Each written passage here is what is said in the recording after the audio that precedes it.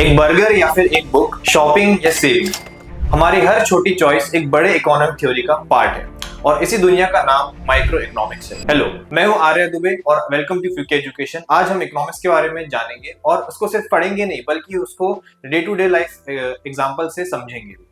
So let's get started with this video. इसमें हम cover करेंगे हमारा first chapter, that is an introduction to micro economics. तो जैसे कि मैंने कहा, इकोनॉमिक्स जो है वो हमारे डे टू डे लाइफ में एक पार्ट है, यानी हमारे डे टू डे लाइफ का एक पार्ट है ना। हम जो भी काम करते हैं उसमें हर जगह इकोनॉमिक्स का एक इन्वॉल्वमेंट रहता है। सबसे पहले हम समझते हैं कि ये इकोनॉमिक्स में इकोनॉमी वर्ड जो है इसका मीनिंग क्या होता है। आप देखें, इकोनॉमी को हम किस तरीके से डिफाइन करते हैं।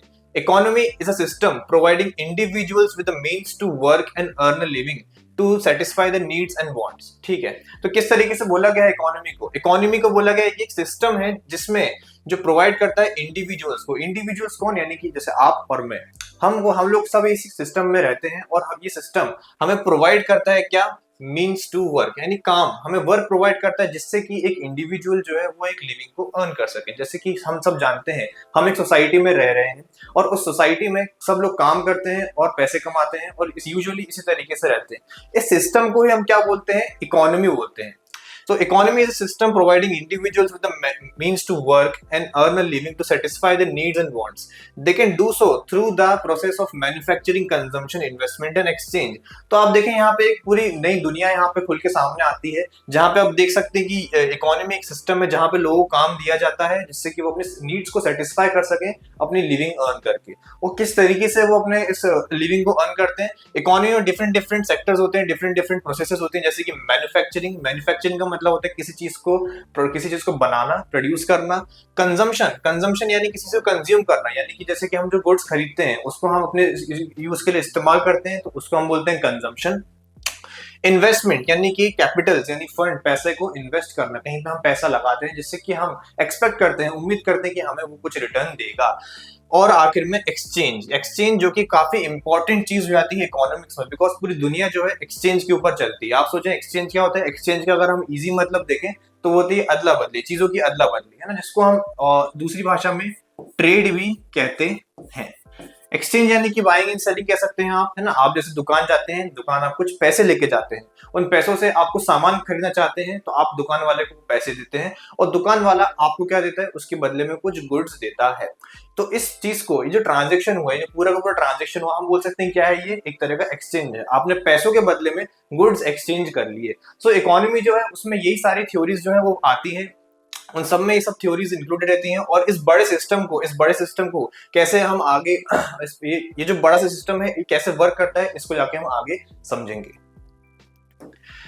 सो आप देख सकते हैं कि जैसे हमने इकोनॉमी की डेफिनेशन पढ़ी, क्या होती है इकोनॉमी? एक सिस्टम जहां पे लोग जो इंडिविजुअल्स होते हैं वो काम करते हैं, किस लिए काम करते हैं? जिससे कि वो एक लिविंग अर्न कर सके, है ना, वो अपना रहना जो है उसको अफोर्ड कर सके, उसी को हम बोलते हैं कि इकोनॉमी। आप देख सकते हैं कि जैसे हाउस होल्ड है, जैसे आप और मैं, हम लोग हो गए, हम एक हाउस होल्ड के रिप्रेजेंट करते हैं जो कि क्या करते हैं? हम अपना पैसा स्पेंड करते हैं किसके ऊपर?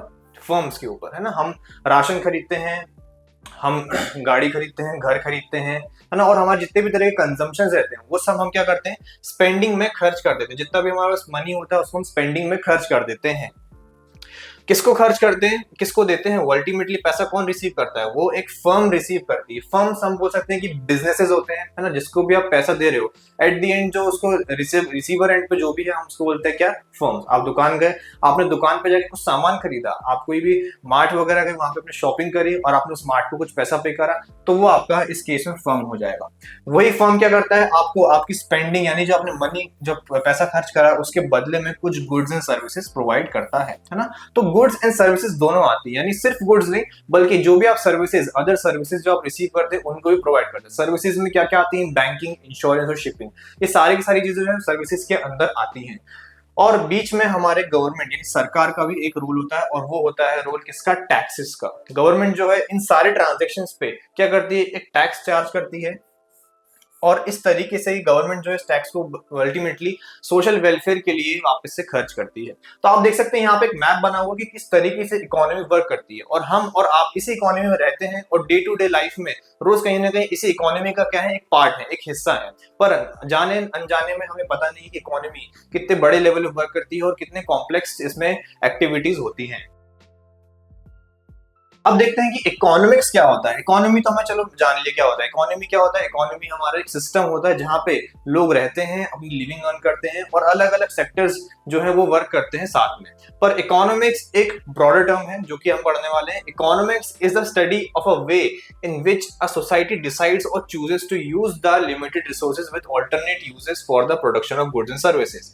तो आप देखें इकोनॉमिक्स क्या है। इकोनॉमिक्स एक ऐसा सब्जेक्ट है जो स्टडी करता है किस तरीके से एक सोसाइटी यानी कि वो एक समाज जहां पे आप और मैं रह रहे हैं, किस तरीके से सोसाइटी कलेक्टिवली डिसाइड करता है कि हम किन रिसोर्सेज को चूज करेंगे इस्तेमाल करने के लिए, limited resources with alternate uses for the production of goods and services and ultimately distribute produce among different section of society, है ना। तो आप देखें सोसाइटी जो होती है वो कलेक्टिवली वर्क करती है एक सिस्टम की तरह। सोसाइटी किस तरीके से अपने रिसोर्स को इस्तेमाल कर रही है, क्या प्रोडक्शन कर रही है और किन सेक्टर ऑफ पीपल को वो जो प्रोडक्शन प्रोड्यूस गुड्स है वो प्रोवाइड कर रही है। Simply put, economics is about choosing among different alternatives in the presence of scarcity। यानी कि इकोनॉमिक्स को अगर हम सिंपली बताएं तो इकोनॉमिक्स एक चॉइस का सब्जेक्ट है, यानी कि किस तरीके से एक सोसाइटी एक चॉइस क्रिएट कर रही है,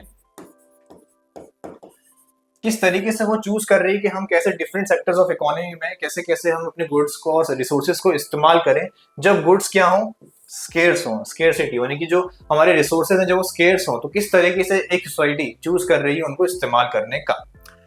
तो वहीं पे हाँ अब आते हैं माइक्रो इकोनॉमिक्स में, जो कि हमारा मेन सब्जेक्ट रहेगा, है ना। यानी कि माइक्रो इकोनॉमिक्स ही जो है हम अभी इसको कंटिन्यू करेंगे।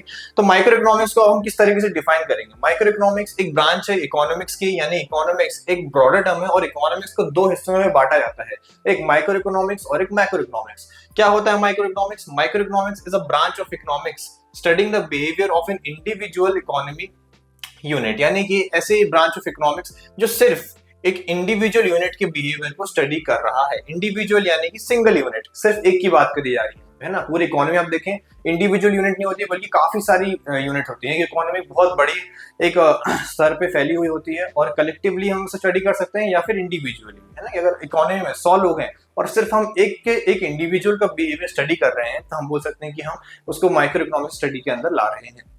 Adam Smith is known as the father of economics and micro economics. तो ये जो माइक्रो इकोनॉमिक्स है किसने बनाई थी? एडम स्मिथ ने, जिसको हम फादर ऑफ इकोनॉमिक्स कहते हैं। Micro economics help in contemplating the attributes of different decision makers. ठीक है, क्या मतलब हुआ इसका?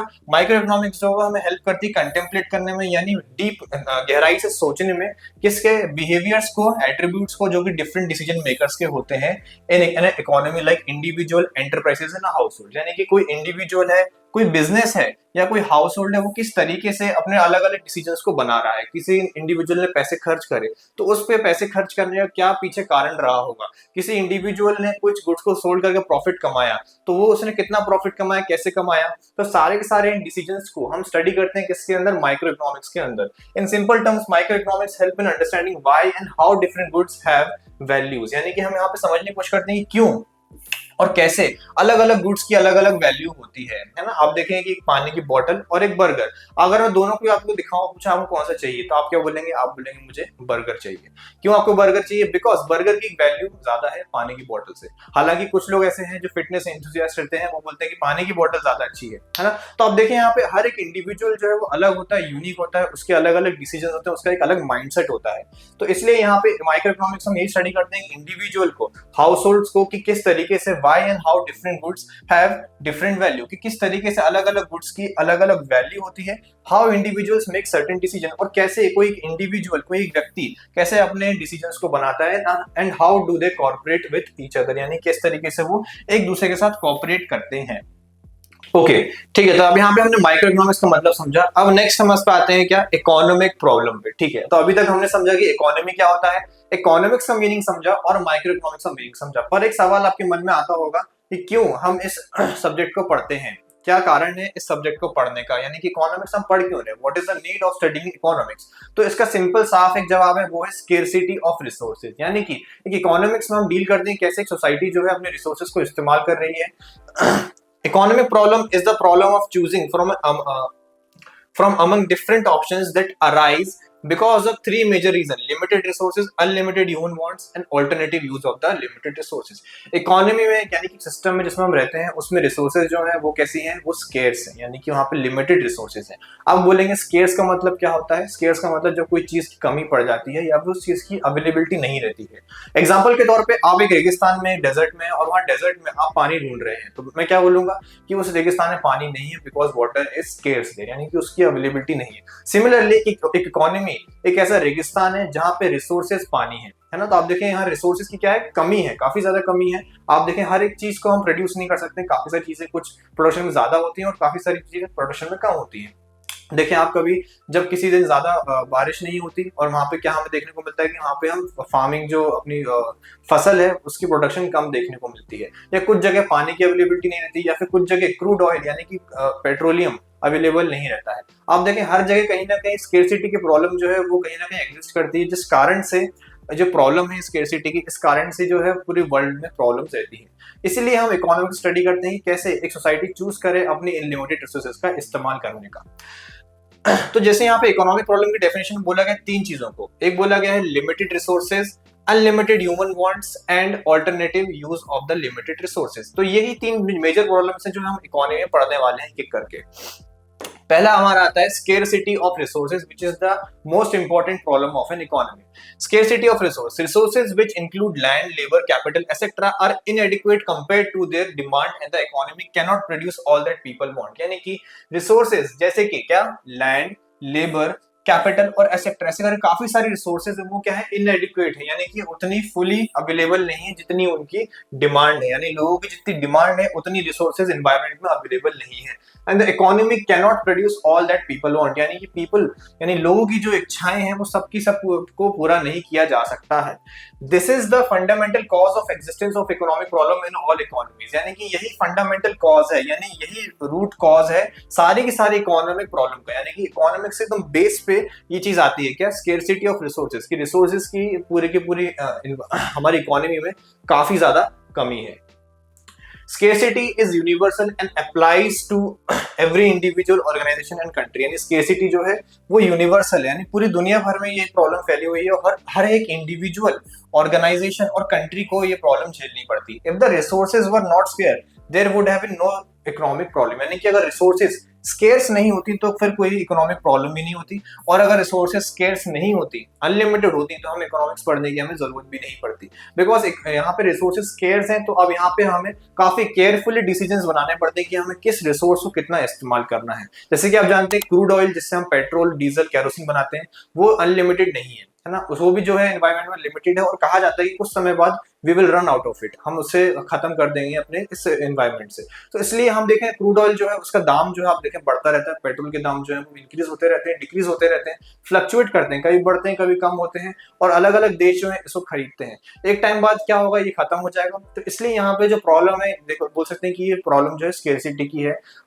और यहाँ पे अगर क्रूड ऑयल अनलिमिटेड होता तो कोई इकोनॉमिक प्रॉब्लम ही नहीं होती है ना, इस चीज में कोई दिक्कत ही नहीं होती अगर वो अनलिमिटेड ऑलरेडी एग्जिस्ट करता है एनवायरनमेंट में।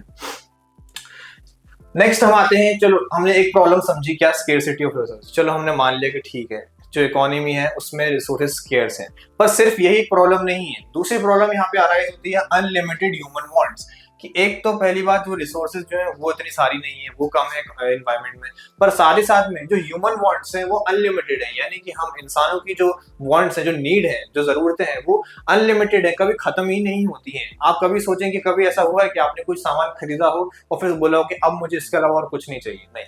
हम जब भी कोई एक सामान खरीदते हैं उसके बाद दूसरे सामान खरीदने की प्लानिंग पे लग जाते हैं। एक इंसान है वो साइकिल खरीदेगा, साइकिल खरीद के वो खुश नहीं होगा, उसके बाद वो चाहेगा कि उसके पास मोटरसाइकिल हो, एक बाइक हो, बाइक खरीदने के बाद भी वो खुश नहीं होगा क्योंकि वो फिर चाहेगा कि अब मेरे पास एक कार हो, कार के बाद भी वो खुश नहीं होता, वो चाहेगा मेरे पास और बड़ी कार हो। ऐसे करके आप देखें ह्यूमन वांट्स कभी खत्म नहीं होती, ऐसा कोई ह्यूमन नहीं जिसकी वांट ना हो, कोई सारे के सारे जो ह्यूमंस हैं उनकी वांट्स जो है वो कभी भी सेटिस्फाई नहीं करी जा सकती है, human wants are unlimited and unending, यानी कि ह्यूमन वांट्स कैसी हैं, अनलिमिटेड है, कभी खत्म नहीं होती और अनएंडिंग है।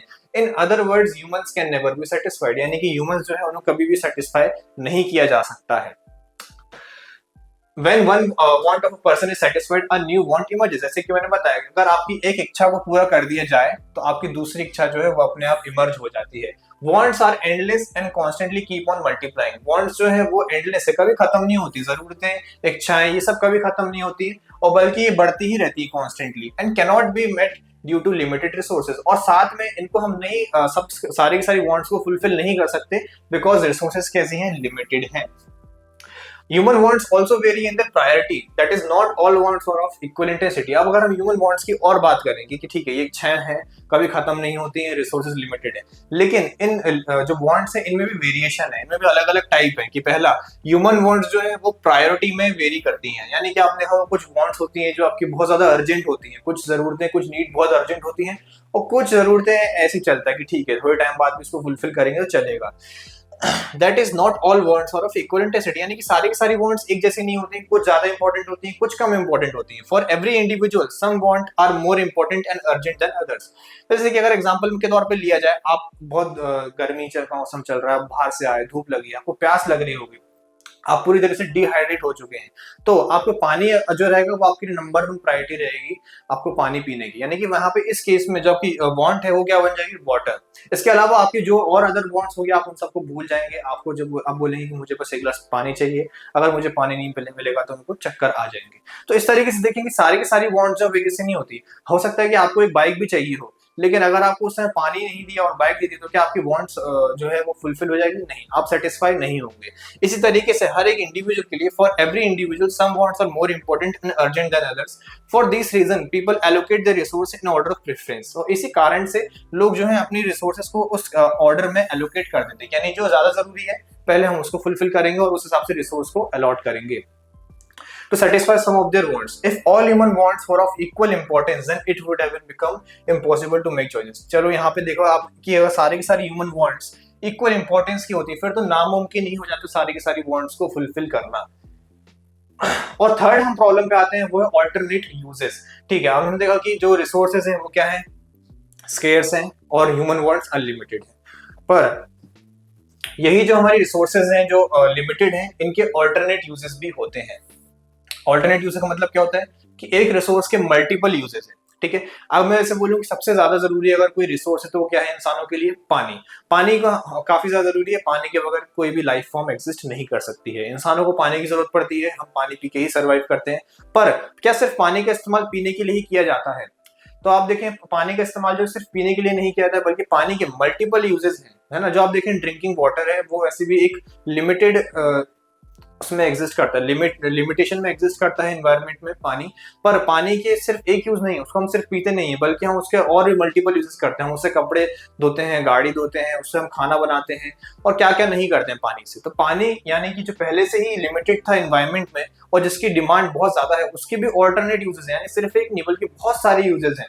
तो ये थर्ड प्रॉब्लम यहाँ पे क्रिएट हो जाती है किसी भी रिसोर्स के लिए कि उसके जो यूजेस हैं वो काफी सारे हैं।